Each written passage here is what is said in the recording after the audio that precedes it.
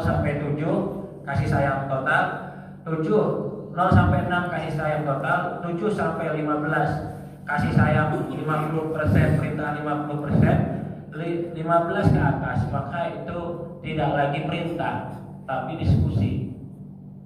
Maka jangan coba-coba Pak, anak kuliah disuruh sholat pasti nggak mau, dipastikan nggak mau. Bapak ini udah dewasa anaknya nih, nah sholat pasti nggak mau. Kalau dia tidak kebiasaan sholat maka dia pasti gak mau. Tapi kalau dia mohon maaf kebiasaan sholat, kalau di pesantren pernah ngaji sama ustaz-ustaz dan beliau anak-anak kita itu benar-benar pengen belajar tentang Islam, pasti sangat sulit kalau nggak punya kebiasaan. Sehingga apa? Sehingga anak-anak kampus itu banyak yang nggak sholat. Maka bagaimana caranya? Diajak diskusi ya. Nah, bayangkan ada satu rumah indah. Rumah itu indah sekali. Kemudian rumah itu bisa dimasukin oleh siapa saja. Tetapi apakah bisa kita masuk tanpa kunci-kunci yang kita ketahui? Nggak bisa ya. Maka kalau bisa, kalau kita pengen masuk rumah tersebut yang begitu indah, yang namanya surga itu, kita harus pegang kuncinya. Nah, kuncinya salah satunya masalah sholat. Apakah mau ketika kamu mendapati ayat di neraka, terus kamu juga di neraka? Pasti dia berpikir. Itu pasti itu. Anak-anak dewasa itu harus diajak diskusi. Bagaimana yang dicontohkan Nabi Ismail alaihissalam ketika Nabi Ibrahim diperintahkan untuk mengkorbankan Nabi Ismail sebagai contoh kurbannya. Nah, semalam ayah mimpi diperintahkan untuk menyembelih kamu. Apa pandanganmu? Wah, ya Allah karim Allah. Kalau Nabi Ibrahim menyuruh begitu hebatnya dengan semena-menanya seperti kita menyuruh anak-anak kita, kalau umur 15 tahun ke atas, maka Nabi Ibrahim lebih berhak menyuruh Nabi Ismail segera langsung potong. Ya sini yang ayah mau potong, nah ayah mau ngapain ya? Dipotong aja Allah menyuruh, udah kamu mau harus. Kan bisa aja Nabi Ibrahim seperti itu. Tapi pesan di sini, pendidikan di sini ada tafsir dalam pendidikan di sini bahwa umur 15 tahun secara psikologis tidak mau yang namanya diperintah, tapi dihargai pendapatnya. Jadi kalau 15 tahun sudah ke atas itu sudah punya pendapat ya. Bagaimana pendapat kakak kalau kita nggak sholat pengen masuk surga? Lu pasti nggak bisa. Nah justru itu kak, kita harus sholat. Makanya saya selalu mau ke santri mau kemanapun, setelah telatnya sholat kita tetap harus sholat. Ada santri misalkan, Ustaz saya di rumah bangunnya jam 7, sholat subuh enggak sholat karena udah siap ya. Tetap wajib sholat sampai yang namanya itu kan harus apa, diganti ya sholatnya itu, masya Allah ya. Itu betul-betul anak-anak kita dipastikan sholatnya. Selanjutnya berbicara keimanan, maka berbicara juga mendidiknya untuk cinta kepada Nabi, keluarganya, dan cinta membaca Al-Quran. Jadi tidak ada tawar menawar. Qul in kuntum tuhibbunallaha fattabi'uni yuhibbukum. Katakanlah kalau kalian mencintai Allah maka taatilah aku. Maksudnya aku sini siapa? Allah Subhanahu wa Ta'ala. Maksudnya apa? Ketika memang banyak orang-orang yang mencintai Nabi Rasulullah SAW ini berpesan kepada kita, pertama taat kepada Allah, kedua atiullah wa atiur Rasul wa ulil amri. Tahapannya 3, atiullah wa atiur Rasul wa ulil amri. Maka ketika sudah taat dengan Allah, maka kita harus taat dengan Rasulullah SAW. Apa yang dicontohkan Rasulullah, maka kita harus contohkan. Kalau memang kita tidak mampu, maka kita harus berlapang dada dan sabar. Contoh, mungkin sunat tahajud bisa, sunat nikah bisa, tapi sunat poligami belum bisa. Kenapa? Itu kan sunat, Ustaz, betul sunat, Ustaz soleh, tapi tidak bisa langsung diamalkan ketika kita tidak meneliti dan menganalisis. Makanya harus sering diskusi, mengedukasi. Ustadz, apakah memang sunnah Rasul ini harus dipastikan harta dan lain sebagainya? Tidak.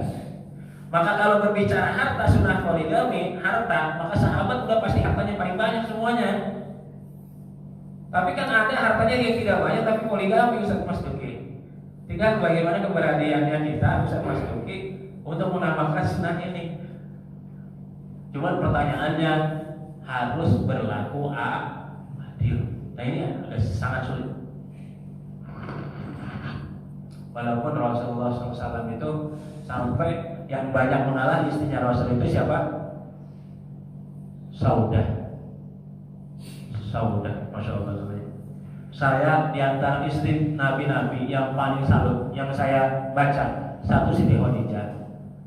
Yang dipoligami Rasul bukan saya nggak tadi Muhammad, tapi yang paling sabar diantara 11 istri itu. Kan ada yang lepas satu apa itu sama Rasul, Siti Saudah. Masya Allah. Suaminya meninggal, dinikahi Rasul ingin mengangkat derajat Siti Saudah, tapi Siti Saudah tuh para ayah tahu nggak? Pendek, hitam, gemuk. Maka nggak masuk akal kenapa Rasulullah pilih beliau. Coba secara logika. Bapak-bapak dia nih, ada misalkan yang mau nikah, Pak nikahin saya dong. Umur berapa? Misalkan 50 tahun, tapi gemuk, hitam, pendek, kira-kira para ayah mau apa enggak itu? Tapi Rasulullah yang mau itu. Ya udah, suami kamu meninggal, bahasanya ya, suami kamu meninggal, kamu saya nikahi, Masya Allah. Tapi dalam kehidupan sehari-harinya banyak mengalah, bermalamnya diberikan kepada istri-istri yang lain. Toh, jadi itu Masya Allah. Saya sampai ya kagumnya itu kalau kecerdasan Siti Aisyah jelas. Tapi kalau kesabaran di antara istri Rasul, Siti Khadijah, Siti Saudah. Coba dipelajari Siti Saudah itu, kesabarannya tinggi banget itu Pak. Bisa sabar seperti itu, ada apa itu? Kalau kan ada yang namanya pesan tersurat, ada pesan tersirat. Kalau tulisannya ikro, betul ikro, baca. Tapi tersiratnya, bacalah semua alam jagat raya ini sebagai pelajaran untuk kita semuanya. Nah, yang tersirat ini yang harus kita ungkapin. Karena banyak yang kalau memang kita mau mempelajarinya begitu banyak faedah. Jadi sholat ini betul para ayat mufti titip, tolong dijaga sholat anak-anak kita. Kemudian cinta nabinya. Bagaimana mencintai Nabi? Salah satunya adalah tanamkan kisah-kisah Nabi Muhammad, tanamkan kisah-kisah 25 Nabi dan Rasul. Maka kalau lihat anak-anak kita cerita Nabi itu, wah mereka senang sekali. Tapi bisa kalah dengan HP. Nah HP-nya ini yang harus bukan dilarang, tapi dicarikan solusi. Biasanya kan orang tua langsung dipatahkan tuh, udah ambil HP-nya, nggak boleh main. Nah itu berarti belum dapat solusi itu. Yang ada apa? Menambah masalah. Anaknya makin benci sama orang tua, nangis. Nah ini patah itu. Bayangkan orang mabok patah sarafnya, orang marah patah sarafnya. Jadi kalau ada yang suka nggak suka, ada yang mengakibatkan kita emosi, kita diam aja. Makanya Rasulullah itu apa? Rasulullah tuh kalau diambekin sama orang sampai mohon maaf, hadis ifk. Para ayat tahu nggak hadis ifk itu? Siti Aisyah tertinggal, kemudian difitnah berhubungan dengan yang lain. Nggak mau difitnah. Apa Rasulullah itu? Wah kalau marah itu marah banget itu. Soalnya apa? Se-Madinah tahu isu itu bahwa Siti Aisyah selingkuh. Akhirnya turun ayat bahwa itu pernyataan fitnahan itu dari orang-orang munafik. Tapi para ayat selama 3 bulan itu apa yang dilakukan Rasulullah? Ngomong sama Siti Aisyah enggak? Sama curhat sama sahabat-sahabatnya juga enggak. Semua sampai Abu Bakar tuh bertanya sama putrinya, ya Aisyah, apakah engkau akan membuat malu seorang ayah yang memang ayah ini sebagai sahabat Nabi tercinta? Apakah betul engkau berzina dengan yang lain ketika memang dalam perjalanan safar itu? Apa jawaban Siti Aisyah?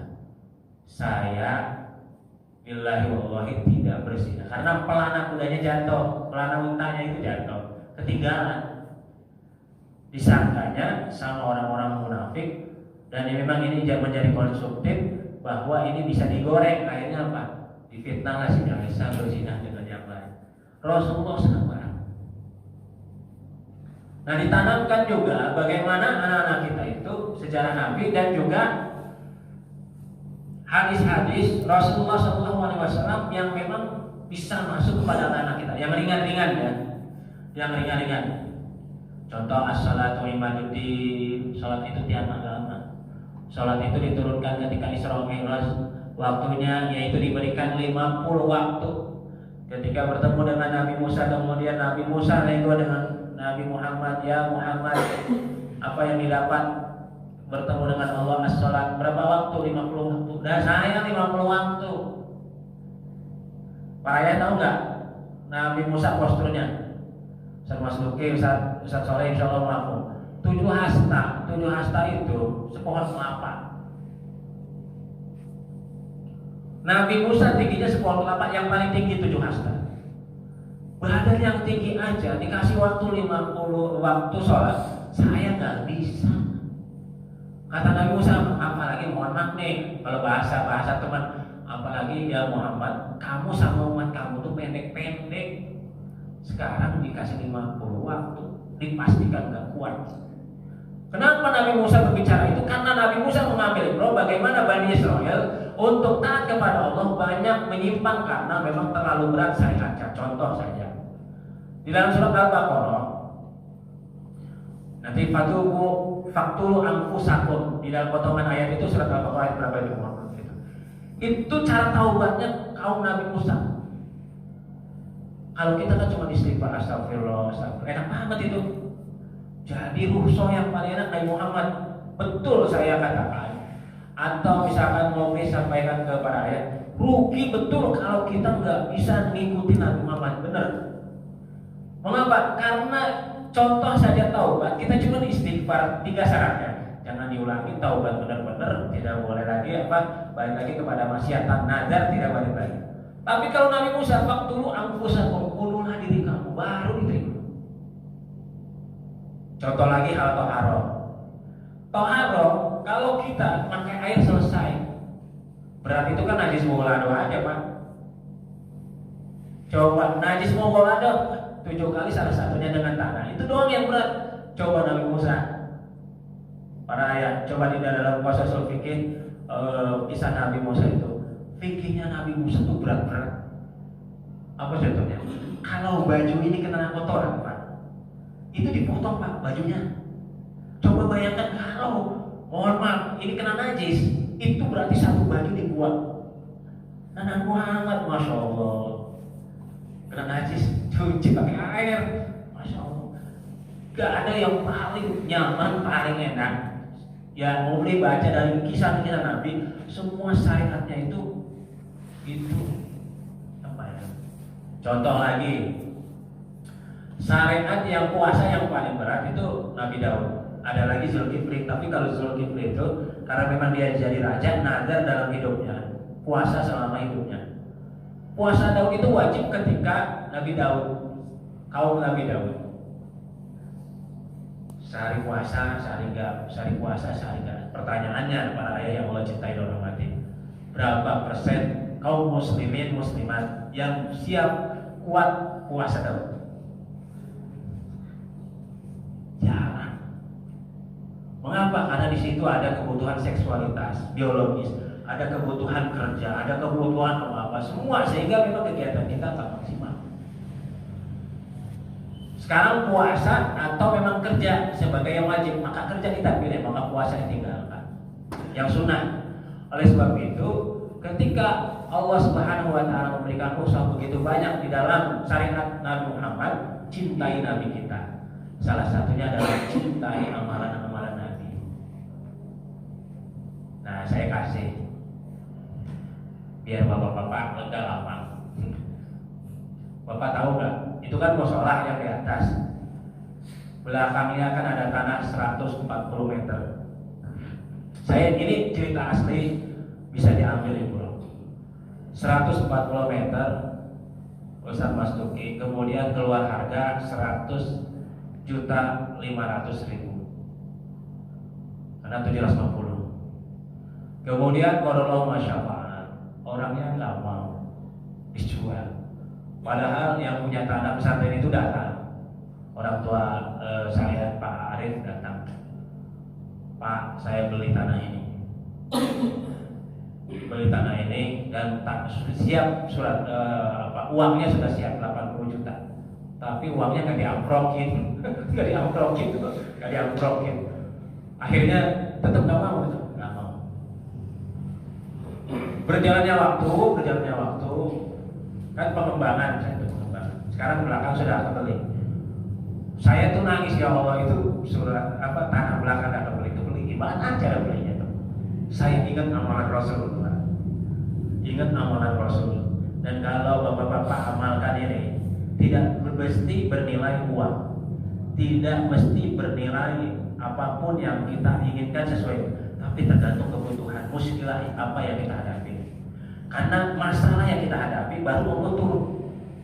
Coba diperhatikan, ketika ada masalah, mentok masalah ini, maka Allah turun. Dan saya beberapa kali masalah sampai anak tumor itu, pertolongan Allah turun.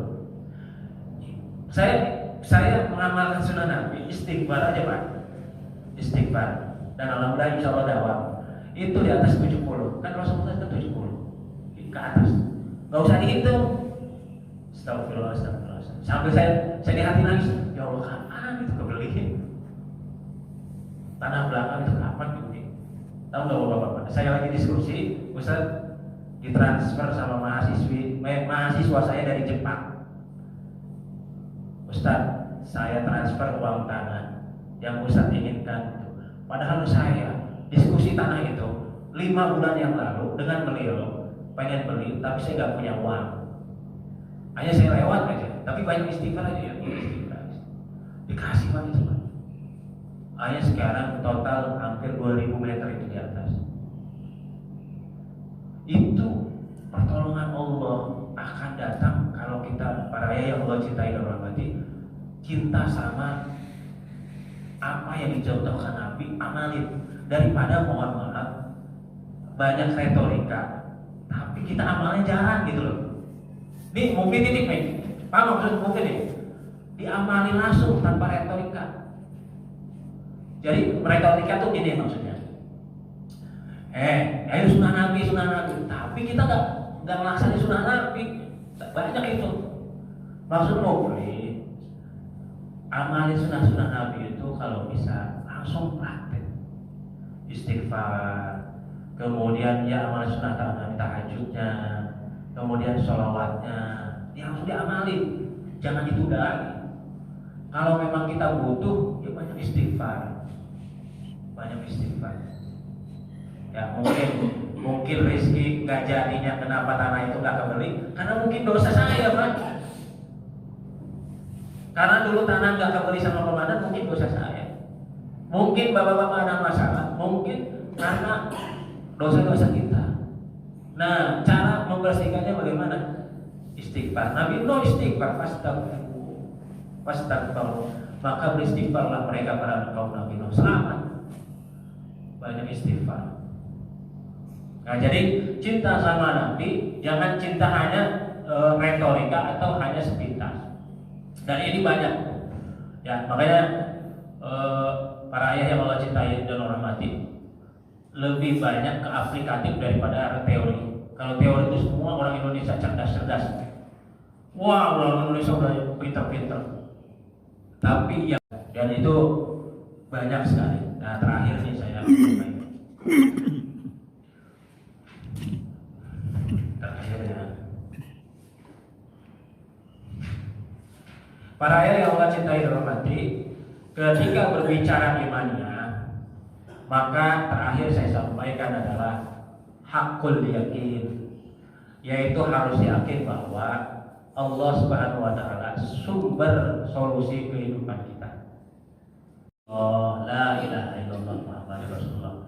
Mudah-mudahan dengan ikhtiar kita menjadikan keluarga kita bertauhid, beriman kepada Allah, keluarga kita sakinah mawaddah istiqomah, cita-cita kita semuanya kalaupun belum terwujud bisa diwujudkan oleh anak-anak kita yang soleh dan soleha, dan juga kita menjadi orang-orang yang senantiasa istiqomah dan wafat husnul khatimah. Aqulu qauli hadza wa astaghfirullaha wal ghafurur rahim. Mohon dimaafkan apabila banyak kesalahan. Wassalamualaikum warahmatullahi wabarakatuh.